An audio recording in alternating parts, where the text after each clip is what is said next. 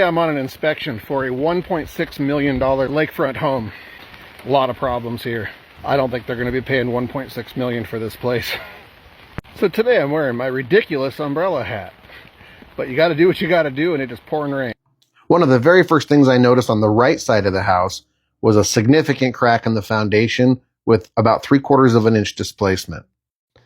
But then on the left side of the house, in the exact same spot, I noticed this foundation repair. You're going to notice the concrete is two different colors. I'm going to infer from the fact that they did a repair here that this side was worse than the other side.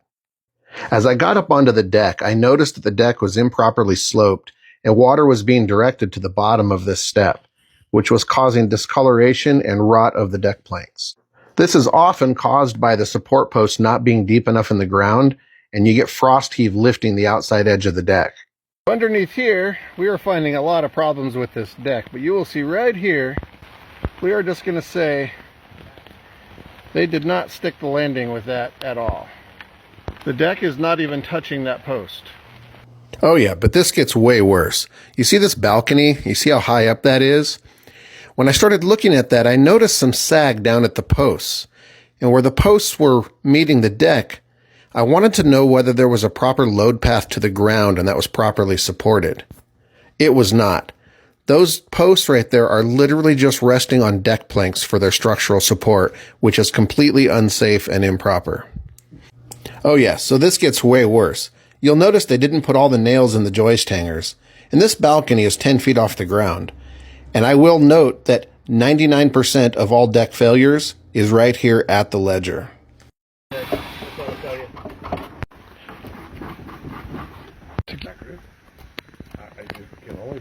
Here's a neat test to do with a screwdriver.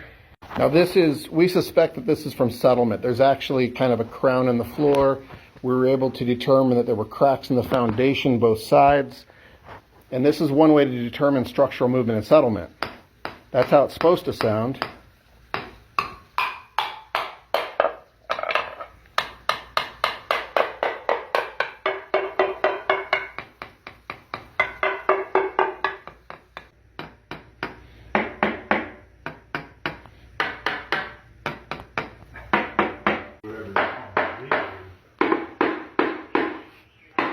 And that is a big bunch of nope.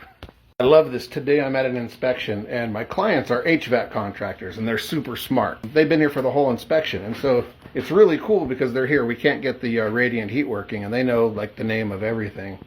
But I was able to gripe to my clients about the lack of a drip shield underneath these bleeder valves and how they always cause damage. And he says, yeah, why don't you invent a little shield? We'll install them. Because our reports are going to say I recommend further evaluation by a qualified HVAC contractor, but that's happening right now on site during the inspection. I love this because this is a great video to talk about things that I get questions on every day. So I get this question a lot. Preston, what happened after your inspection? Did the clients cancel the transaction? We have the buyer's agent standing right here. My client today, I got Bobby over here. He's with Black Bear Fuel Oil. All right. So not only does he sell fuel oil, they are an HVAC and plumbing contractors. Like, these guys know everything about this stuff. And which was really cool to have smart clients that I had the opportunity to learn from today as well. What we found today, we have a house that's listed at $1.6 million. And it's a nice place, but we found some big problems. And the big problems were we were able to find indications that there's significant structural settlement and cracks and damage to the slab and other things, and then we start, getting out to the deck. It's a very large deck, and it's kind of wasted out. And so this doesn't mean that Bobby here is going to run away from the deal and be like, but what it does mean is that what we were able to determine downstairs also is one of the bedrooms has no egress. Looks like it used to be a kitchen. So is it really a 6-bedroom, or is it a 5-bedroom, or maybe a 4-bedroom? Who knows? But my report, my inspection, what these guys are going to find is going to enable Bruce over here, the realtor, to go do the heavy lifting of negotiating. Now, Bruce has been a realtor for 23 years. He's a seasoned vet. So my report just becomes a negotiating tool, because now he has to go back to the sellers and say, look, we found a bunch of problems. And these problems add up. Now, great news. Bobby and Justin over here, they have equipment. They have a skid steer. They have access to all this stuff. So they can do a lot of this work themselves. They're very, very skilled people. So this is a great opportunity for them to actually negotiate a right deal for this. But at the end of the day, we couldn't get the radiant heat floors working. We have deck problems, we have foundation problems, and so now what they got to do is go to bat and see if they can get this for the right price, knowing they have to do a bunch of work, and this isn't just a move-in ready home.